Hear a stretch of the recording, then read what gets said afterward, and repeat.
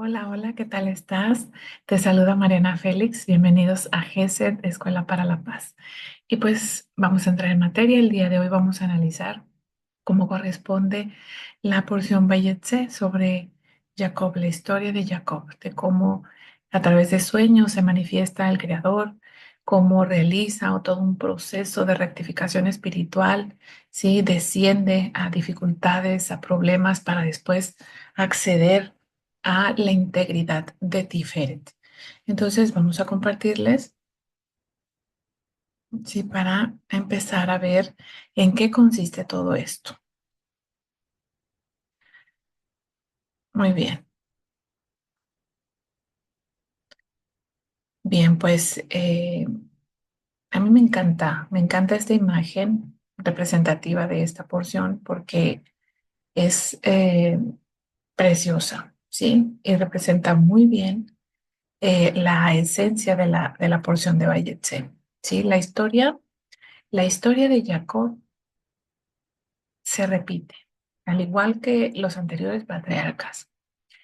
Migración, dificultades en el extranjero, pacto con los enemigos, cumplimiento de las profecías reveladas en los sueños.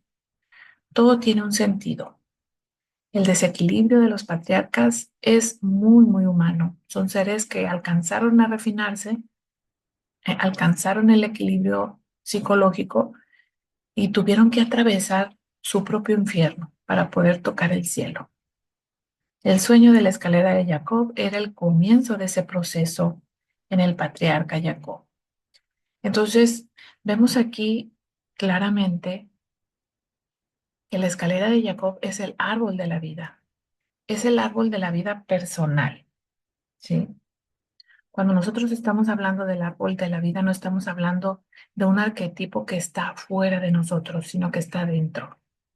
El árbol de la vida son esas dimensiones, esas energías sefiróticas que están dentro, ¿sí? Y cuando estamos hablando de esa escalera que soñó Jacob, era el comienzo de su proceso de refinamiento espiritual, porque después de haber hecho, después de haber soñado como esos ángeles subían y bajaban a través de esa escalera, él hace un voto, ¿sí? Y empieza a, a realizar todo lo necesario para empezar a crecer, ¿sí? La historia de Jacob es una historia de crecimiento personal muy inspiradora y no es algo ajeno porque cotidianamente pasa de esta misma manera. O sea, estos personajes bíblicos realmente somos nosotros. Nosotros de manera cotidiana encarnamos las vivencias que se describen en estas porciones, ¿sí? Por ejemplo, el tema de la migración, las dificultades, los problemas a los que se tiene que enfrentar una persona cuando está en otra parte, está haciendo un trabajo de rectificación muy intenso, ¿sí? Entonces, vemos cómo el árbol de la vida se manifiesta en Jacob, así como en nosotros cuando nosotros empezamos a hacer ese trabajo con nosotros mismos, ¿sí? Ahora bien, cuando muchas personas evitan hablar, cuando están analizando el tema de Jacob, evitan hablar la forma en que él actuó respecto a su hermano, ¿sí? Y respecto a Labán, ¿sí? El engaño de cómo obtuvo la primogenitura, pero ya lo explicamos en el otro video de que el que estaba describiendo los acontecimientos en cada una de estas porciones, lo único que está haciendo es realmente describir la humanidad de este patriarca, ¿sí? O sea, no tienen que ser seres perfectos, porque si fuesen seres perfectos, santos desde un inicio, no hubiera sido necesario que hubieran atravesado todo ese proceso tan dificultoso por el que tuvieron que pasar. Entonces, aquí nos damos cuenta que cuando nosotros estamos procediendo de una manera u otra, tarde que temprano, nosotros tenemos que hacer una reparación de eso que hacemos. ¿Por qué? Porque así como Jacob obtuvo de manera engañosa la primogenitura, ¿sí? De su hermano, al momento que entra a un dominio extranjero con Labán, depura todo eso, lo depura por completo. 7 años trabaja por una de sus esposas y otros 7 por otra de sus esposas, y la forma en que Labán lo trata, aquí podemos ver que realmente él depura todo eso, ¿sí? Por lo tanto, no podemos ver ni como bueno ni como malo la forma de proceder de él, porque todo tenía un propósito, todo tuvo un propósito y todo se cumplió, así como nosotros. Cuando lleguemos a errar, cuando lleguemos a equivocarnos, cuando ya llegamos a transgredir en nuestro día a día, no podemos estar siempre con esa culpa de que hemos sido observados y de que me va a llegar un castigo. ¿Por qué? Porque esos errores de alguna manera nos van a llevar a otra serie de situaciones que nos van a ayudar a entender, a aprender de esa equivocación que cometimos, ¿sí? Entonces, eh, también esta parte de la historia de Jacob, ¿sí? Nos enseña que tenemos que ver las cosas en su justa dimensión, no todo con el binomio bueno o malo, ¿sí? Entonces, ¿por qué? Porque en el cielo todo tiene un propósito, todo absolutamente tiene un propósito. No caigamos en la desesperanza, pues como bien sabemos, el mundo, en este momento el mundo arde. Esto es literal, el mundo arde. Y aquí nosotros tenemos que retomar las bases bíblicas para poder entender esto y ver la misericordia de Dios que hay en todo esto. Porque cuando hablamos de esto, de arder, el mundo arde, es porque realmente así está pasando. Mi ciudad está ardiendo. Ucrania, Rusia, Israel, Líbano, Libia en este momento, Yemen, está ardiendo. Entonces estamos hablando del elemento fuego. Recordemos cuando se narra cómo fueron exterminadas las ciudades de Sodoma y Gomorra con fuego. Las ciudades fueron completamente acabadas. Y el hecho de que ahora sea esto de forma puntual, en diferentes puntos, habla de una misericordia. No está ejecutando Dios el juicio para toda la ciudad. Sabemos que comprender la raíz espiritual de estos problemas tan graves, que para nosotros es tan grave como la ejecución de un juicio que está en el cielo, se ejecuta, se decide en el cielo lo que va a pasar en la tierra, y es muy duro para nosotros comprender el origen de esos problemas. ¿Por qué? Porque estamos en el mundo de la dualidad y lo juzgamos como bueno o malo, ¿sí? Pero lo que es cierto es que cuando se llevan a cabo esos juicios es porque hay una necesidad de aprendizaje. Necesitamos aprender de lo que hemos hecho mal en el nivel colectivo, ¿sí? Eh, hay diferentes manifestaciones de esa maldad para nosotros poder saber en dónde tenemos que rectificar como seres humanos, ¿sí? El hecho de que hayamos nacido en un país, por ejemplo, los que nacieron en Medio Oriente y que constantemente están en guerra, hay un ticún colectivo que se tiene que reparar. Entonces, por eso, cuando menos pensamos, estalla la guerra, se reinician las guerras en estos países. Igual, nosotros vamos a ver, analizamos, comprendemos de raíz esas problemáticas colectivas para entender por qué se llegan a ejecutar ciertos juicios, y no podemos entender por qué tiene que ser así. En los que respecta a mi ciudad, nosotros somos personas muy espontáneas, muy sinceras, ¿sí? Pero hemos sido presa fácil del mundo de los egos, del mundo de las apariencias, del mundo de la posesión material, ¿sí? Y hemos creado una cultura eh, que nos ha llevado a pasar por encima de nosotros mismos. En sí, estamos atravesando un periodo muy difícil como colectivo en nuestra ciudad.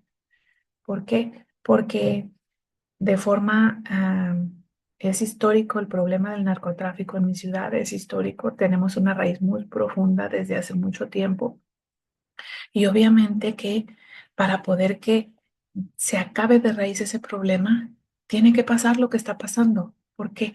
Porque no vamos a cambiar solamente porque ya entendimos o porque asimilamos que eso está mal, sino que las secuelas que nos deja esa cultura, esa forma de vida que muchas veces hemos envidiado o hemos deseado a causa de ciertas condiciones económicas, pensamos, como no conocemos, como no sabemos quiénes somos, pensamos que las filas del mal son adecuadas para nosotros.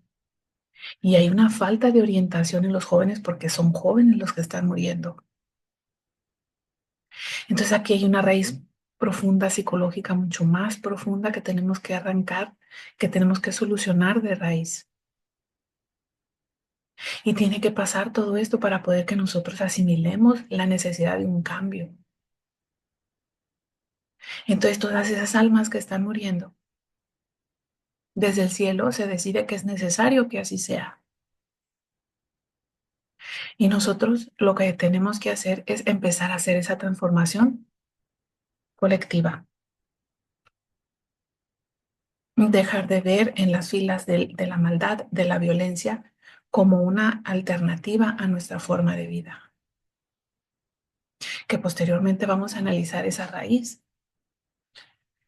que está directamente en la familia disfuncional, pero esas son otras cosas, o sea, hay una reparación muy profunda que tenemos que hacer como colectivo. Entonces, si vamos a otros contextos, el terrorismo, por ejemplo, hay un colectivo que se tiene que reparar. El tipo de violencia que hay, por ejemplo, en Estados Unidos, que es muy distinta. También hay un colectivo que se tiene que reparar. Europa, por ejemplo, África. Entonces, no siempre, o sea, vemos que es negativo para nosotros.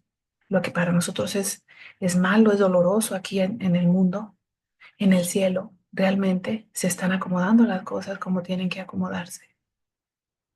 ¿Sí? Y tal vez ahora estemos pasando por momentos muy difíciles a nivel mundial, pero necesitamos atravesarlos para poder aprender y transformar nuestra forma de vida, empezar a transformar nuestra conciencia, porque todo empieza y termina en nuestra conciencia. Entonces, esta convicción, esta confianza, esta emuná y esta fe con la que digo estas palabras, deriva directamente de mi estudio constante de la Torá, de la comprensión del mundo espiritual.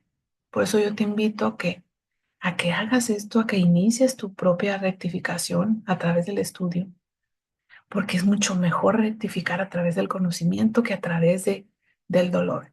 Este conocimiento te pone por encima de todo ese contexto de rigor. Entonces, no es para que te vuelvas indolente o para que digas, bueno, a mi Dios me protege de una manera muy especial. No, es para que contribuyas a que esas personas también tomen conciencia y regresen a su creador, ¿sí? Entonces, yo necesito compartirte todo esto porque el trasfondo de la porción de Bayetse, ¿sí? Va mucho más allá de lo que se narra, porque cuando estamos hablando de lo que les comentaba, del establecimiento del carruaje celestial a través del nacimiento de las 12 tribus, ¿sí? El Zohar específicamente nos dice que cuando se está hablando del nacimiento de los primeros, eh, de las primeras cabezas de las tribus, como lo es Rubén, se estaban constituyendo las primeras letras del tetragrama, ¿sí? Yud-He. Si se dan cuenta, cada patriarca, ¿sí? Después de salir de esa zona de confort, después de empezar a, a iniciar su proceso de rectificación, es como se empieza a rectificar el mundo de arriba. Por eso es tan necesario que nosotros tomemos conciencia de todo esto, porque el sufrimiento tiene un sentido, ¿sí? Que es aprender, aprender de todo lo que nos está pasando, el propósito de todo lo que nos está pasando, que está en correspondencia directa con los designios del cielo. Venimos a hacer este trabajo para poder rectificar los mundos de arriba también, ¿sí? Entonces, hay que comprender estos conceptos que se manejan en la porción de Bayetse, porque cada vez que un patriarca salía de su zona de confort y se iba, al momento se encontraba con pozos de agua, ¿sí? Esos pozos se refieren a la presencia de Dios con ellos, es decir, se refiere al tetagrama. Quiere decir que estaban cumpliendo un plan supremo y estaban debidamente acompañados. En el caso del patriarca Jacob, debían de nacer las 12 tribus, o sea que las bases espirituales de cada país estaban naciendo en la descripción de lo que se narra en Bayetse, ¿sí? Esas bases espirituales aquí en la tierra, que son las 12 tribus, están en correspondencia con el carro celestial arriba, ¿sí? Entonces, tenemos que profundizar en el origen esotérico de las características de cada tribu, ¿sí? Y también cómo corresponde esto con la medición del tiempo, porque no es casualidad que haya 12 tribus, 12 meses del año, 12 horas del reloj, ¿sí? Entonces, también aquí vemos que están en correspondencia con los ángeles de Argamán. ¿Qué son los ángeles de Argamán? Argamán, que es Mijael, Gabriel, Rafael, todos estos que son cuatro, ¿sí? Son cuatro en cada punto cardinal del mundo, ¿sí? Entonces, también aquí ya nos trasladamos a otro tema. Fíjense qué profundo es esto. Nos trasladamos a otro tema.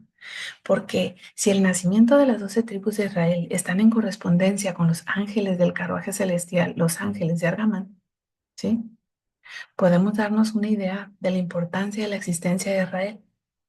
Hablar de la existencia de Israel es hablar de la existencia del sustento del mundo, porque está en conexión directa con el carruaje celestial. Si desaparece Israel, se elimina la base celestial del mundo en el mundo físico, pero también en el cielo. Entonces esto va más allá, ¿sí? De si nos parece o no lo que está haciendo Israel, porque los medios de comunicación nos manejan una cosa que no es. Y vemos cómo es lo que nosotros podemos juzgar como malo, realmente es algo bueno. Ese es el peligro de juzgar bajo el binomio bueno o malo en el mundo de los cambios, como es el mundo físico. Bueno, pues esto es una parte solamente de lo que yo necesitaba compartirles el día de hoy sobre la porción de Bayetse. Realmente creo que hay demasiado lo que se puede compartir, pero eh, hay un momento en el que digo, hasta aquí, con esto es suficiente, porque hay, no sé, consciente o inconscientemente siento que se debe de poner un límite. Son muchas cosas muy, muy, muy fuertes las que salen a la luz con el análisis de la Torah. Entonces, eh, yo les agradezco mucho que hayan escuchado esta porción. Si te gustó, dale like, comparte, suscríbete al canal que me vas a ayudar muchísimo. Y vamos a continuar con esto de análisis cabalístico de las escrituras. Vamos a seguir creando más contenido porque para empezar eso es lo que yo necesito hacer y puede ser que a alguien más le sirva, tanto como a mí. Muy bien, pues esto es lo que yo necesitaba compartirte. Nos escuchamos en la siguiente. Hasta luego. Shalom.